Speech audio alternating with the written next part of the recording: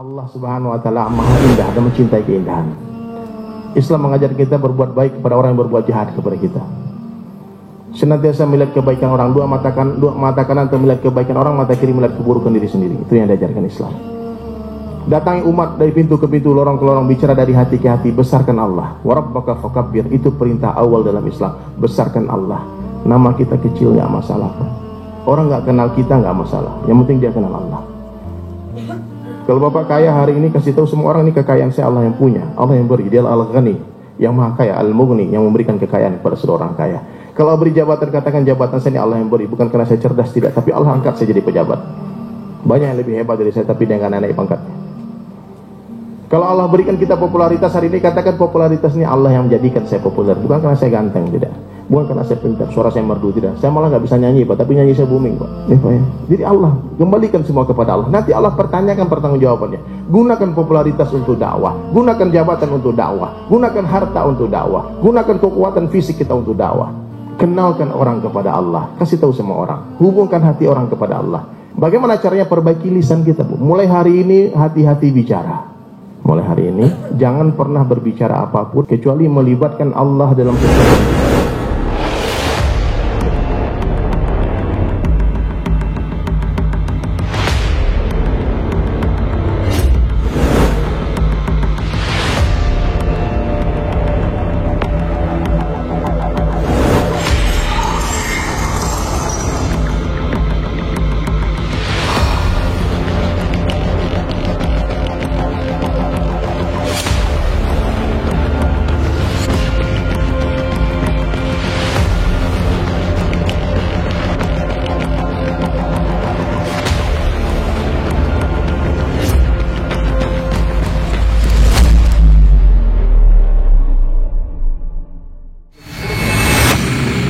Maka kalau antum mau dakwah, Pak, jangan bicara tinggi-tinggi dulu, Pak. Nanti orang nggak paham.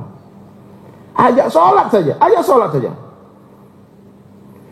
Bang, saya ini suka main perempuan, Bang. Teman saya curhat, nggak bisa hilang, Bang. Pokoknya kamu sholat ya, tutup aibmu. Sholat saja. Saya masih suka khamar, Bang, narkoba, Bang. Sholat. Saya jualan ganja, Bang. Sholat kamu. Saya bilang sholat kamu. Nanti kalau saya bilang munafik sama orang gimana, Bang? Kasih tahu sama mereka, mungkin saya memang munafik. Saya doakan ampunan untuk abang dan ampunan untuk saya. Tolong doakan saya. Tapi sholat saya, itu urusan saya dengan Tuhan saya Allah. Tidak ada hubungan dengan satu orang manusia pun. Kenapa kita harus sujud sama Allah? Kenapa kita harus menangis kepada Allah? Kenapa kita harus sholat? Karena kita manusia. Kita gak sempurna, kita banyak dosa, kita banyak salah. Ini yang hadir di sini semua pendosa ini. Saya bisa pastikan 100% pendosa semua. Termasuk saya. Kenapa? Kita punya syahwat, tiap saat pengen maksiat.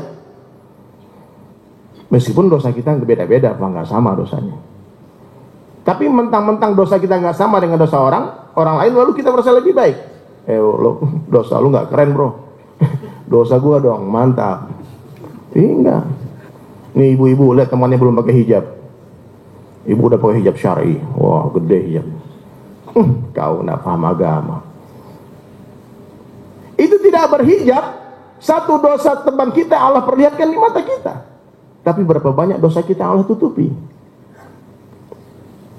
Jangan hanya gara-gara hadir mulai dosa kita berbeda lalu kita merasa lebih baik. Jangan. Saya berpakaian kayak gini bukan berarti saya lebih baik, Pak. Tidak, karena dosa saya banyak. Saya berharap sama Allah mudah-mudahan dengan cara berpakaian kayak gini ini diejek-ejek orang, dimaluin orang, nanti masuk surga. Kan Nabi berjanji, "Man ahya sunnati faqad ahabbani wa man ahabbani kana ma'i fil jannah." Siapa yang menghidupkan sunnahku sungguh dia cinta kepadaku, dan siapa yang mencintaiku bersama-sama denganku di dalam surga. Kita agama ini indah, agama ini mudah. Mestinya agama ini menjadikan kita orang yang berakhlak mulia. Orang lihat kita senang, orang kita nggak ada orang rindu. Mana itu Pak Jenggot? Nggak ada. Jangan sampai kita datang hadir mulai di satu tempat orang berkasih sayang berpecah gara-gara kita. Hanya masalah-masalah kecil furu'iyah yang nggak penting dan yang bukan urusan kita. Tapi ini adalah masalah khilafiyah, furu'iyah. Ranting-ranting di sebuah pohon itu, ranting itu di pohon ada atau tidak ada, pohon tetap hidup. Yang penting akarnya masih benar, Pak. Kalau kalimat tauhid hadir mulai thayyibahnya tidak dirubah, berarti dia masih Islam, Pak. Syahadatnya nggak diganti-ganti. Tapi kalau ada sekarang ada sekelompok orang dia ganti syahadat ditambah dengan kalimat yang aneh-aneh, dia keluar dari Islam. Dia hina sahabat Nabi, yang Nabi Allah sendiri telah katakan mereka radhiyallahu anhum wa radu'an. Wasabiqunal awwalun minal muhajirin wal ansar walladzina tabawwa'u bi ihsan radhiyallahu anhum wa radu'an. Ada kelompok yang menghina sahabat, out dari Islam, kafir mereka. Allah tuh jangan suka mengkritik sahabat, Pak. Ya. Apapun namanya, mau Syiah, kayak mau Sunni, kalau dia hina sahabat, kafir. Nah, jadi hadirin mulia, ini Islam mudah. Ad-dinu yusrun, agama itu mudah, agama itu indah. Allah Subhanahu wa taala Maha indah dan mencintai keindahan. Islam mengajar kita berbuat baik kepada orang yang berbuat jahat kepada kita. Senantiasa melihat kebaikan orang, dua mata kanan untuk melihat kebaikan orang, mata kiri melihat keburukan diri sendiri. Itu yang diajarkan Islam. Datangi umat dari pintu ke pintu, lorong ke lorong, bicara dari hati ke hati, besarkan Allah. Wa rabbaka fakabbir, itu perintah awal dalam Islam. Besarkan Allah. Nama kita kecil nggak masalah, Pak. Orang nggak kenal kita nggak masalah. Yang penting dia kenal Allah. Kalau Bapak kaya hari ini, kasih tahu semua orang, ini kekayaan saya, Allah yang punya, Allah yang beri. Dia Al-Ghani, yang maha kaya, Al-Mughni, yang memberikan kekayaan kepada seorang kaya. Kalau beri jabatan, katakan jabatan saya ini Allah yang beri, bukan karena saya cerdas, tidak, tapi Allah angkat saya jadi pejabat. Banyak yang lebih hebat dari saya, tapi dia nggak naik pangkatnya. Kalau Allah berikan kita popularitas hari ini, katakan popularitas ini Allah yang menjadikan saya populer, bukan karena saya ganteng, tidak, bukan karena saya pintar, suara saya merdu, tidak. Saya malah nggak bisa nyanyi, Pak, tapi nyanyi saya booming, Pak. Lagu saya dikenal semua orang. Nggak bisa nyanyi, saya dulu gitaris, dulu metal kan. Tiba-tiba ada studio, saya bilang, saya pengen jadi penyanyi ya. Nyanyi-nyanyi, Pak. Lagu-lagunya, siapa yang lakukan? Allah.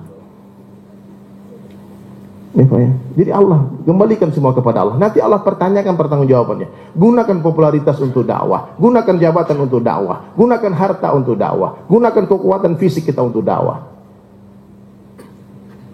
Kenalkan orang kepada Allah, kasih tahu semua orang, hubungkan hati orang kepada Allah. Bagaimana caranya perbaiki lisan kita, Bu? Mulai hari ini hati-hati bicara. Ya. Mulai hari ini jangan pernah berbicara apapun kecuali melibatkan Allah dalam setiap pembicaraan kita. Maksudnya gimana? Kalau nggak ada Allah, diam. Kalau nggak ada Allahnya, diam, jangan bicara. Karena bisa jadi itu sia-sia atau dosa. Sekarang ini, kalau kita tidak paham ilmu ini, kita mengatakan, kita ketemu hari ini ya, kita jumpa di hari ini. Tidak, kita tidak berjumpa, Pak. Namun kita dijumpakan oleh Allah. Sebentar lagi kita tidak berpisah, namun kita dipisahkan oleh Allah.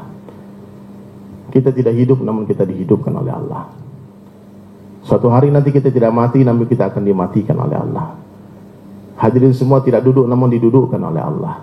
Tadi saya dari Cibubur ke sini tidak berjalan, namun diperjalankan oleh Allah. Libatkan Allah. Kalau panas, kasih tahu Allah kasih panas. Kalau dingin, kasih tahu Allah yang kasih dingin. La ilaha illallah. Kalau puji anaknya cantik, katakan Masya Allah. Kalau dapatkan nikmat apa, katakan Alhamdulillah. Banyak doa-doa yang diajarkan Rasulullah SAW. Lihat keindahan alam, katakan Subhanallah. Kehilangan barang, katakan Inna lillahi wa inna ilaihi raji'un. Maka mulai hari ini jangan lagi mengatakan besok kita ketemuan di mall ya. Aku tunggu loh, awas kamu gak datang ya. Jam 3 tap ya, kita datang di mall. Awas kamu. Sepertinya perkataan itu biasa, tapi Allah benci dengan kalimat itu. Karena di dalam kata-kata itu ada kekufuran. Mestinya katakan besok, insya Allah kita ketemu di mall. Insya Allah. Karena gak ada jaminan, Pak. Siapa yang menjamin kita hidup sampai nanti asar? Saya biasanya habis pengajiannya, Pak, ada aja yang mati, Pak. Saya gak nakut-nakutin loh. Kenapa? Kematian tidak mencari orang tua, tidak mencari orang sakit. Maka dia bilang, abang tanya, apa judulnya? Kasih tahu dunia sementara, akhirat selamanya. Ini kalimat kalau kita pahami, Pak, kita malas, Pak. Malas mencintai dunia. Bukan bekerja. Bekerja malas gak boleh, Pak. Malas kita menumpuk-numpuk harta di dunia. Mengagung-agungkan dunia, dan gak berminat lagi. Cita-cita gak ke dunia lagi. Karena dunia sementara. Dalam sebuah ayat dalam Al-Quran, Allah sendiri katakan satu hari akhirat sama dengan 1000 tahun dunia. Bahkan ayat lain mengatakan satu hari akhirat 50.000 tahun dunia. Sahabat ketika mendengarkan ayat ini berlari keliling-keliling Madinah, katakan sungguh tidak ada kehidupan kecuali kehidupan akhirat. Wallahi tidak ada kehidupan kecuali kehidupan akhirat. Tidak ada kehidupan kecuali kehidupan akhirat. Tidak ada kehidupan kecuali kehidupan akhirat. Ingat ini. Tipu-tipu di dunia.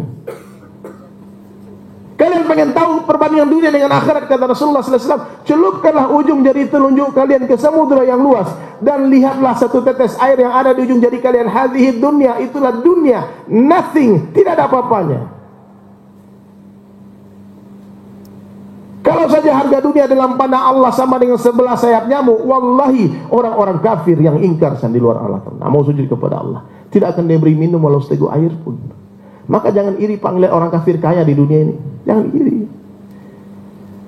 Tidak ada hubungannya kekayaan dengan kebahagiaan. Kebahagiaan itu hubungannya dengan ketaatan kepada Allah.